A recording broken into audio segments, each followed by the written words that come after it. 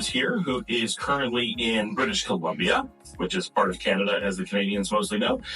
So great to have you here. I'm glad to be able to sit down and talk Nicaragua. So you're an interesting outlier for people that I talk to, because I've been here, or kind of here, involved investing, whatever, for 9 years, which makes me a kind of long-termer in Nicaragua. But you make it look like I just showed up.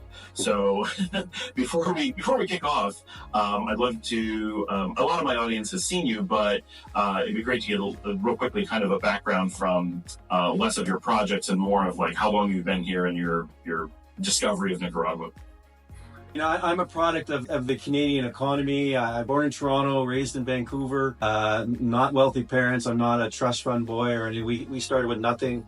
My brother and I went to 3 years at UBC, 2 years at University of Western Ontario. I got out of the Honors Business Administration program at the Ivy School of Business, which is the best business degree in the country. And many of my friends went to Wall Street and corporate 500 companies all over. And they're in their 50s and they've done really well. Some have got, amassed a lot of money. And some have just done really, really well and done a lot of good things for the economy and for the country. Like I say, we started out with nothing in Whistler, as we're commercial paint contractors, and worked with my brother, John, and we built it up over the last 40 years to be a reasonably good size. But we were never really motivated primarily by money. We were motivated mostly by freedom.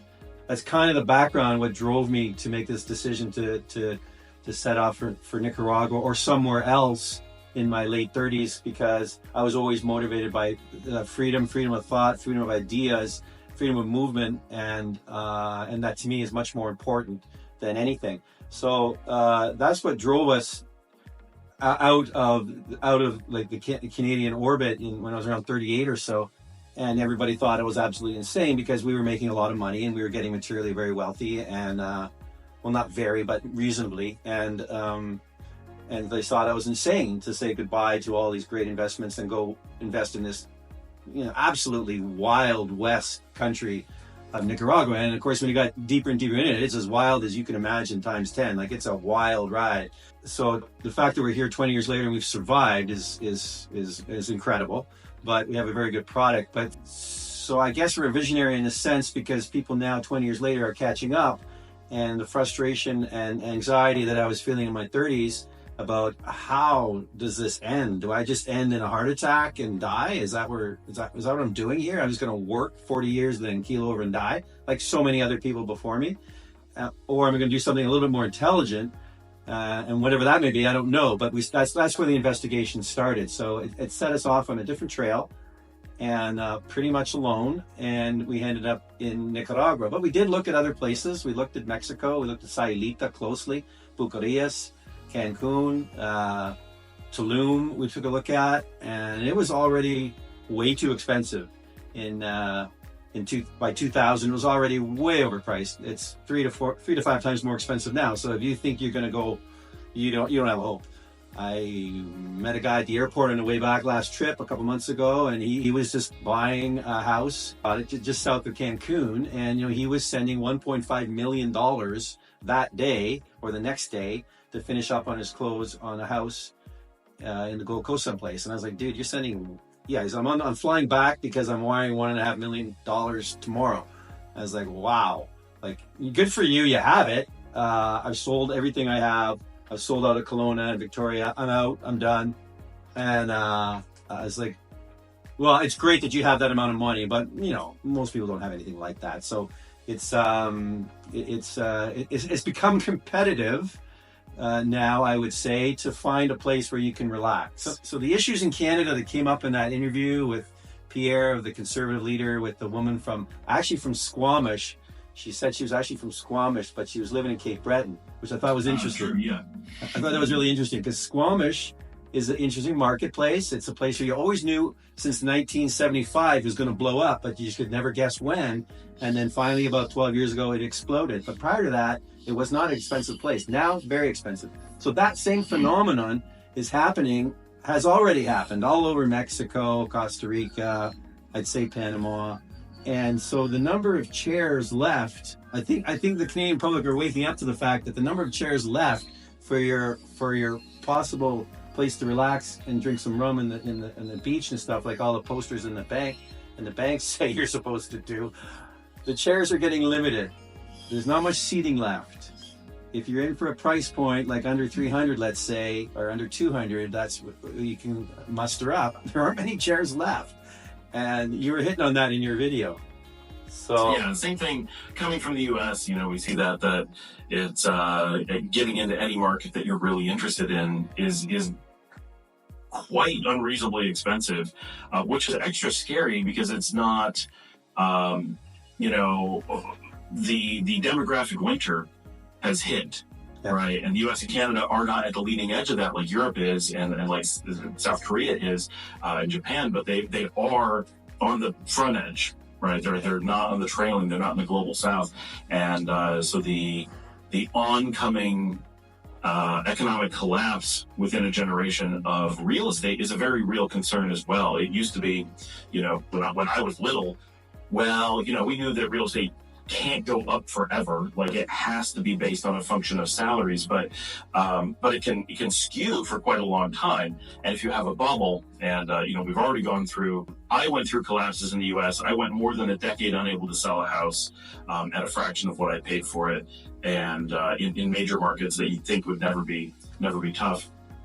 That happens, but you kind of have this general there's more and more people. If you hold out long enough, eventually someone has to have a house. But now we're looking at a future where, already there's generations that are smaller and they're expected to have yet smaller generations after them.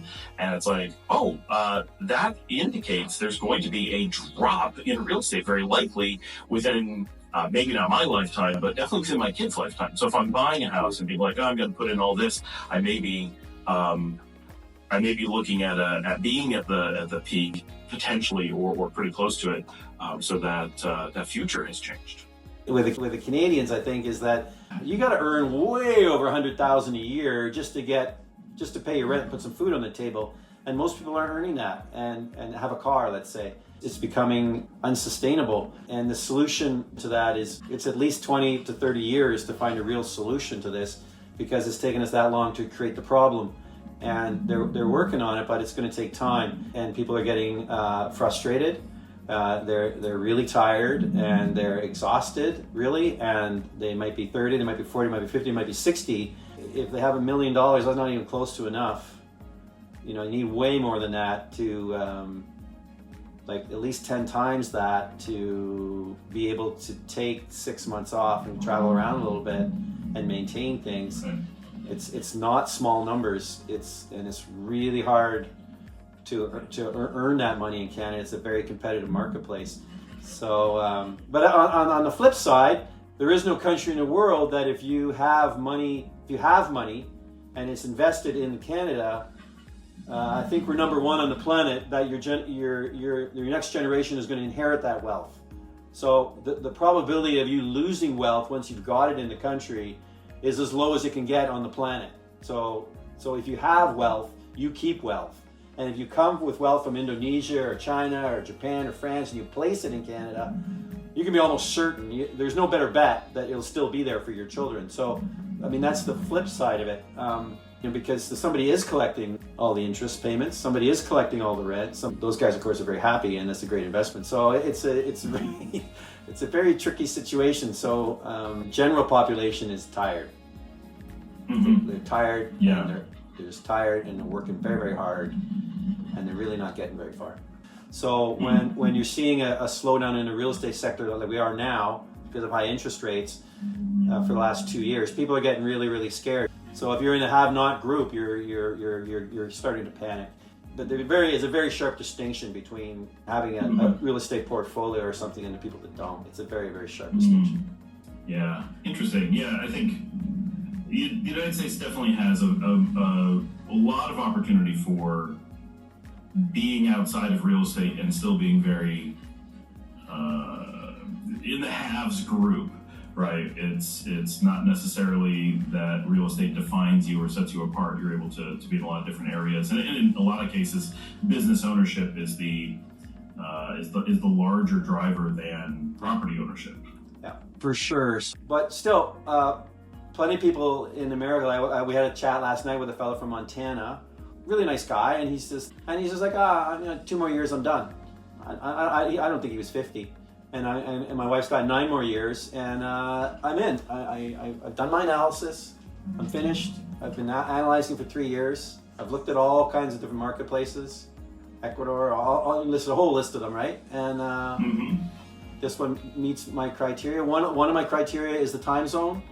It's the same time zone as Montana, so I can be down there, and if someone says, you got to get a Zoom call at 2:00, it's the same 2:00, and they don't know if I'm in Montana or Nicaragua, so that's important to me because I can pretend I'm in Montana when I'm not, and nobody knows, and it's like, absolutely you can. Lots of people do. You could pretend you're in Seattle, but you're not, right? Easy to do. Lots of people do that. I do that. Right. It looks like you're in Nicaragua right now. Well, usually it's the other way. Usually I just got out of the ocean. I just went swimming and I come in and, oh boy, it's really cold out there, isn't it? Oh. Yeah, I need to get some maps for the office. I've been meaning to do that. I gotta track down something good. All right. Well, Jeff, it's been good. I've got kids and dogs and storm that I have to go deal with here. All right. But thanks so much for being on. We gotta do this on a semi-regular basis.